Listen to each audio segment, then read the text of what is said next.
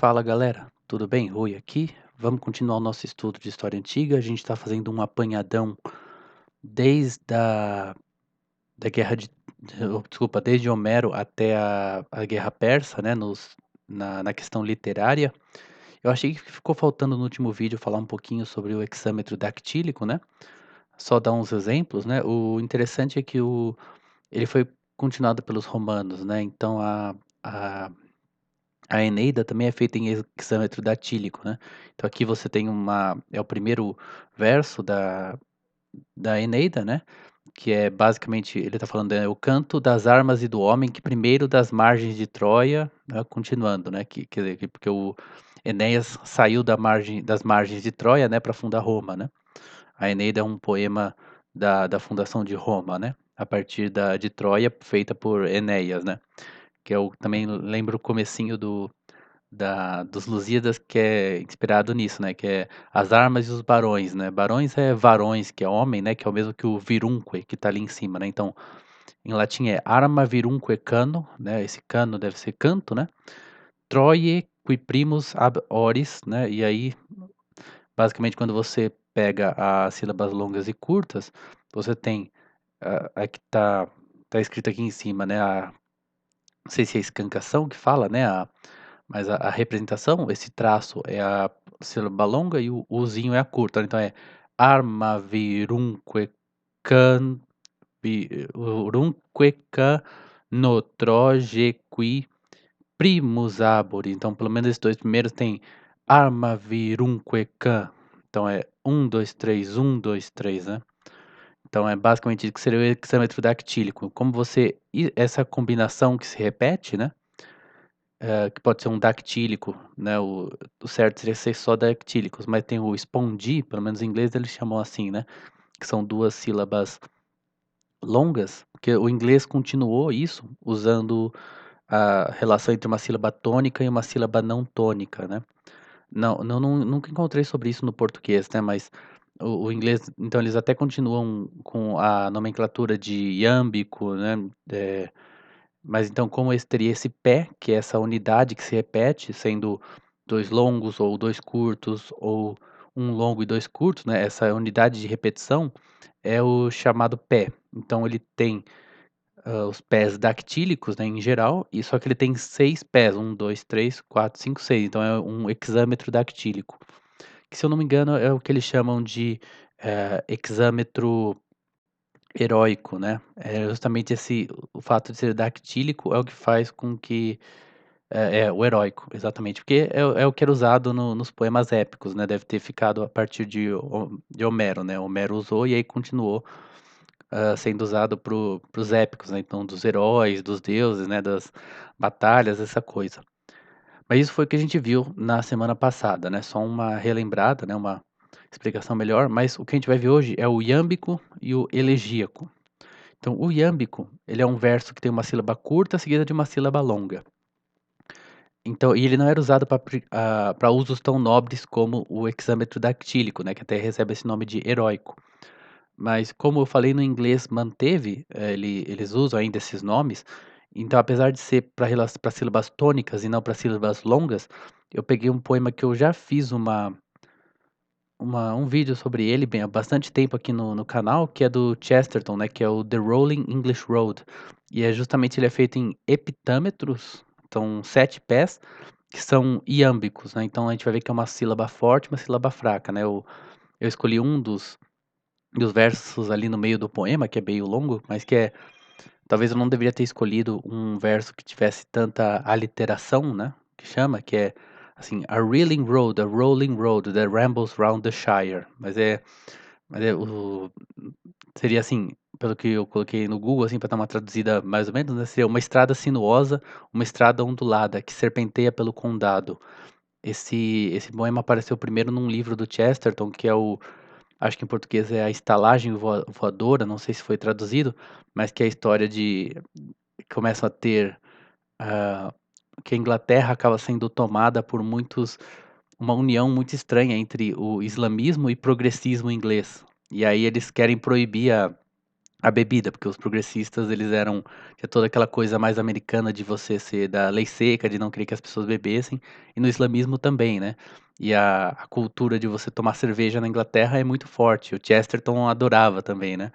Então tem essa estalagem voadora, porque eles deixam a pessoa beber quando tem a estalagem, né, mas eles proibiram todas as estalagens, então eles pegam o símbolo da estalagem e vão levando de um lugar para outro, essa é a história, né, mas então tem esse poema que aparece, né, que na verdade tá meio que glorificando, né, o hábito de beber dos ingleses, né, então se a gente fizer a análise, né, é é uma sílaba fraca, uma sílaba forte, então, a rolling road that ran both round the shire. Então, é que esse shire não pode ter 2 sílabas, né, pelo menos até onde eu entendi. Mas pode ser que esteja errado, né, que esse shire realmente seja uma outra sílaba, né, mas acho que geralmente se fala tudo junto, né, shire. Então pode ser uma sílaba só, né, mas tem se você fizer que nem na música, né, que você tem o tempo e o contratempo, né, então um é o tempo forte, 2 é o e é o tempo fraco, né, então fica E1, E2, E1, E2, E1, E2, E1, E2, né. A rolling road that rambles round the shire. Então tem esse som iâmbico, né. Aí o outro seria o elegíaco, que na verdade o elegíaco ele tem o mesmo pé que o dactílico, né, o pé que o hexâmetro datílico, né, mas o pé dactílico, então seria arma virumque cano, né, então tem essa mas ele é feito de um hexâmetro seguido de um pentâmetro, então seria 6, né, 6 dactílicos, depois 5 dactílicos, né. E acho que a gente vai ver que ele foi usado em, hã, algumas epitáfios, né, que chama, né, em memoriais para as pessoas que morreram na guerra persa, tal, não sei se por isso, mas ele elegíaco hoje em dia significa algo triste, né. Acho que depois esse verso foi usado para coisas tristes, né. Então, a princípio, esses 2 tipos, né, o iâmbico e o elegíaco, eles aparecem na Jônia pós-homérica, mas segundo o autor, eles estão num estado tão desenvolvido que a gente precisa supor que eles já existiam desde o tempo de Homero, porque eles já aparecem muito bem formados, então quer dizer que isso foi um desenvolvimento de uma galera que já vinha fazendo eles antes, né, então não é uma novidade, mas a gente só tem o finalzinho ali, que é quando os caras já estão com a técnica bem desenvolvida. E além disso, né, os nomes não são inteligíveis pra gente, a gente não sabe o que que significa isso. Então é sinônimo de que, já vinha de um período anterior em que esses nomes tinham um significado, né, iâmbico e elegíaco, mas a gente perdeu o significado deles, só ficou o nome, né. Então também, evidências de que esses versos são mais esses tipos de versos, né, são mais antigos. Então ele menciona, né, a diferença entre, hã, apesar de, por exemplo, o inglês ter essas, hã, ter ainda iâmbico, né, o dactílico, eles chamam trochee, espondi, essas coisas, originalmente nos gregos era a relação entre sílabas longas e curtas, no latim também. Então, fica diferente e ele fala que a teoria grega não ajuda muito a gente. Aquilo que os gregos escreviam sobre como fazer versos, não dá certo porque ele está pensando primeiro na relação entre sílabas longas e curtas, que não tem nas nossas línguas atuais, né. Então, entre os poetas iâmbicos, a gente começa com o Arquíloco de Paros, que também escreveu alguns elegíacos, mas ele é mais famoso pelos iâmbicos. Então a gente tem, além de algumas evidências escassas, é no século VII que a gente vê, o Arquíloco de Paros começando com os iâmbicos, né. Ele não escapou da influência de Homero, mas ele fez algo diferente do épico jônio. Então ele usava o verso iâmbico para compor hino aos deuses, porque o dactílico ele era a mais nobre, né, o iâmbico a princípio não era um negócio tão nobre, tão bonito, mas ele escreveu o hino aos deuses usando o iâmbico, né, e o hino dele a Hércules, né, Heracles, os gregos chamavam de Heracles, né, ele tornou-se tão famoso, né, ele é mais famoso do que o hino de qualquer rapsodo, e segundo Píndaro, que era um outro poeta, né, ele era cantado para os vencedores dos Jogos Olímpicos, né.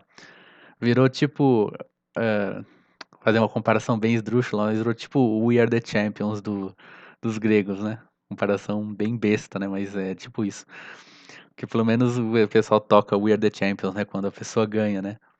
Mas hoje em dia nos Jogos Olímpicos toca o seu hino nacional, né, mas em competições menores, assim, pelo menos quando eu era criança, né, trocava We Are The Champions, meio clichê assim, né, mas então outro poeta iâmbico importante é o satirista Simonides, que ele, pelo que o autor falou, ele escrevia insultos a mulheres comparando-as aos animais, eram poemas satíricos, né, falando mal das mulheres e também algumas coisas meio sobre a fugacidade da vida humana, a falta de sentido, né. Então, esses poetas satíricos usavam o iâmbico trissílabo, e ele já estava bem desenvolvido no século VII, que é quando ele foi usado por Solon para divulgar as ideias políticas dele, né, e depois pelo drama ático. Então, você lembra que o Solon fazia poemas, né, mandava os caras recitar para espalhar as ideias dele para os áticos, né, os atenienses. E depois o dramático também usou esse iâmbico trissilábico, né. Aí um pouco mais sobre os elegíacos, poetas elegíacos, esses poemas também não eram usados para poemas narrativos, e os primeiros poetas usavam para introduzir suas experiências pessoais e reflexões sobre a vida, né. Talvez eles fossem meio doomers, né, depressos, e por isso que elegíaco acabou virando uma coisa, assim, meio triste, né. Mas o significado da palavra passou a ter a palavra passou a ter essa conotação. Então, como no caso dos elegíacos de Arquílogo e de seu contemporâneo um pouco mais jovem, Calino de Éfeso. Então, Tirteu usou em suas exortações e Solon também usou para fazer algumas reflexões pessoais, né. Eu achei estranho porque pelo menos é que eu deveria estar errado em achar que Tirteu, que era um autor espartano, apesar de que ele escrevia no dialeto jônio, né, Esparta não tinha nada a ver com a Jônia, mas eu achava que as canções dele era para serem cantadas pelos soldados marchando. Deveria ser só, na verdade, exortações para batalha, porque se ele usa o elegíaco tem aquele, como eu falei, né, é um dactílico, né, então é um 2 3, né, é uma coisa que lembra até uma valsa, assim, né. E pelo menos na minha opinião, as marchas, né, o tempo todo, né, as marchas militares eh, elas têm um compasso binário, né, porque lembra a marcha mesmo, né, que é esquerda, direita, esquerda, direita, esquerda, direita, é um dois um dois e 2 e 2, né, por isso que as marchas são sempre assim. Então se você vai escrever um poema para cantar nas marchas, né, tem que ser um iâmbico, né, que faz né, então se você fizesse não dá certo com a marcha, né, fica tipo 3 3 um forte para 2 fracos, né, quando você tá com não dá o mesmo ritmo da marcha, né, então até alguns musicólogos acham que esse ritmo binários e quaternários, né, são mais comuns na música justamente porque você tem por causa do passo, né, você fazer esquerda, que isso seria mais normal pra gente, né. Então é por isso que esse é o ritmo mais comum, né. Mas na verdade então, o Tirteu deveria escrever exortações que não eram feitas para ser cantadas nos soldados marchando pra batalha, o que eu acho triste, né, eu acho muito legal a imagem dos espartanos marchando, cantando essas canções da hora pra caramba do Tirteu. Tem um poema do Tirteu que foi passado acho que para o sueco ou para o finlandês, que depois a o Sibelius escreveu uma música pra ele, né, então qualquer coisa eu coloco aí no link, é bem legal. Tem a tradução para o inglês e é bem bonito, assim, é um negocinho bem militar, bem da hora. Aí a gente tem também o Teógenes de Megara, que é o mais notável entre os primeiros poetas elegíacos. Ele viveu num período em que a cidade dele, que é Mégara, desculpa, eu sempre confundo esses acentos, mas, ela estava passando por lutas violentas entre a nobreza e a democracia, e ele não gostava da democracia, então é dos nossos. O elegíaco também era usado para dedicação de oferendas e epitáfios em monumentos funerários do século 6 e 5. Entre os mais famosos estão os das guerras persas, então eu coloquei alguns aqui. No túmulo dos espartanos, que são lacedemônios, né, eles não se chamavam de espartanos, eles se chamavam de lacedemônios. Lá nas Termópilas, né, a famosa batalha de Termópilas, eles colocaram assim: "Estrangeiro, diga aos lacedemônios que estamos aqui, obedecendo suas palavras", né. Quer dizer, a gente ainda está obedecendo a ordem de não abandonar o campo, né, a gente ainda está aqui, a gente vai ficar para sempre aqui, então é bem bonito, né. E também a comemoração pelos coríntios, que foram enterrados em Salames, né, a gente viu essa batalha, né, eles foram para lutar contra os persas em Salames e ficaram e no túmulo deles está escrito assim: "Estrangeiro, nós antes habitávamos na ilha de Corinto, rica em água, mas agora Salames, a ilha de Ajax, nos possui". Então também da hora. E tem um também que o autor chama atenção, que é o do túmulo de Arquídice, que é a filha de Hípias, né, foi o tirano de Atenas. Ela foi esposa de Hipoclo, que também era um tirano, e tá escrito assim: "Esse pó guarda a filha de Hípias, quem elas era o primeiro de seu tempo", né, quer dizer, porque o Hípias era o teria sido o maior homem do tempo dele, né, e Hellas, né, é a Grécia, né, de onde vem helenos, né.